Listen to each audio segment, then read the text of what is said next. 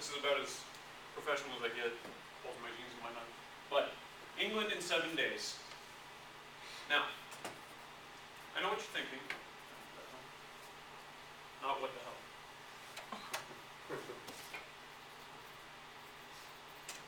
Why would you want to visit rainy, smelly old England? Intriguing history, fascinating scenery, and of course, cheeky locals like Top Gear's Jeremy Clarkson. Jeremy Clarkson.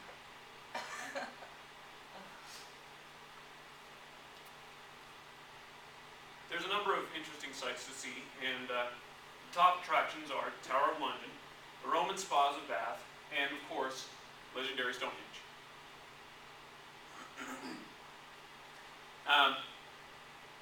Tower of London has about 1,000 years of history. It's fascinating history. A number of monarchs have been beheaded there. And currently, it's the home of the crown jewels of England. You can also visit the baths of Bath, the Roman spas of Bath.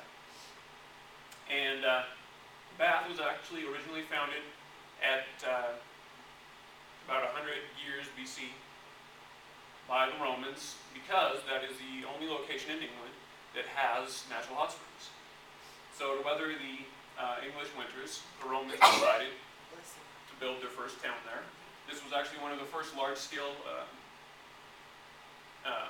city developments in England. And then, of course, you can also visit the pagan site of Stonehenge.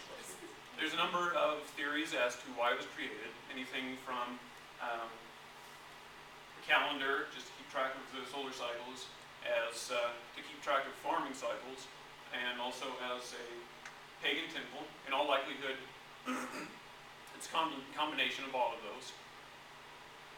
Other top attractions include Big Ben, St. Paul's Cathedral, which is one of 5 separate churches that have been built on the site in the site's 1,500 years of history, and of course Windsor Castle. Sorry, my throat's a little dry.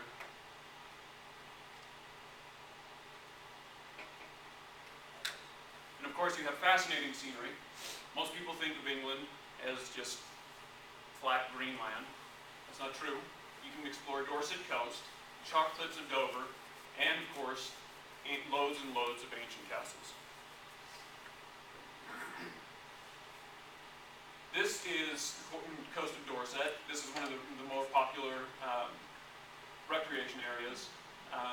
People don't typically think of England as a good place to visit the beach, but they do have very well-groomed beaches in some areas. There's also a lot of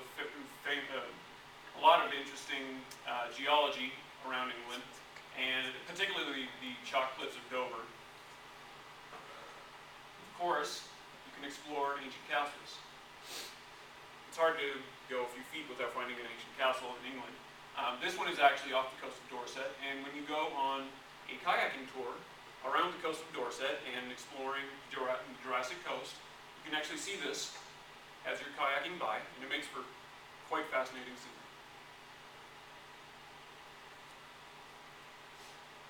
And of course, the last reason to visit England is cheeky locals. They say that English humor is something to be experienced. To us, it may seem a bit like sarcasm, but English humor is actually quite witty, and once you get used to it, it's quite entertaining. Here is your travel schedule. You arrive at about 8 a.m. Then you tour Buckingham Palace on the first day, followed by St. Paul's Cathedral and the Tower of London. Next day, you tour Big Ben, take a ride on London Eye, you can see the whole of England from there, and of course Tower Bridge. Then you visit Prince of Wales Theatre for a play in the evening. There's a number of interesting plays that go on, but not just Shakespeare. They have Mamma Mia, just about anything else you can find in a New York play setting. The next day you go to Harrods for a shopping trip, followed by Covent Garden and Westfield Centre. where you can see a movie if you want, and followed by dinner at Viante, which is a 5-star restaurant in England, at night. The next day, you go to see the making of the Harry Potter films, which were recorded in England.